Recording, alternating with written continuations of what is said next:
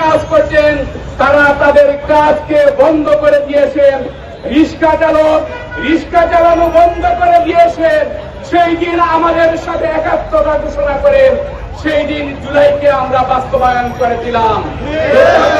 সত্য আজকে টকশুতে গিয়ে ইনিয়ে বিনিয়ে বিভিন্ন ভাবে কথা বলেন। জুলাই মাসকে কেউ কেউ পুলিশ হত্যা মাস হিসাবে, কেউ কেউ এটাকে পরিচিত করার চেষ্টা করছেন। আমরা এই সরকারকে বলতে চাই, যারা এভাবে অসৎ উদ্দেশ্যকে সামনে রেখে টকশু করছেন তাদের বিরুদ্ধে এখনো পর্যন্ত তথ্য মন্ত্রণালয় কোন ধরনের ব্যবস্থা গ্রহণ করতে আমরা দেখি নাই। ভাই এবং বন্ধুগণ, আজকে আমাদের পার্শ্ববর্তী যে সকল দেশগুলোতে বিপ্লব সংগঠিত হয়েছে, শ্রীলঙ্কায় যে বিপ্লব সংগঠিত হয়েছে, নেপালে যে বিপ্লব সংগঠিত হয়েছে, আজকে বিপ্লবীরা এই দেশ পরিচালনা করছেন। এজন্য কোন হত্যার জন্য তাদেরকে কারো কাছে যেতে হয় নাই।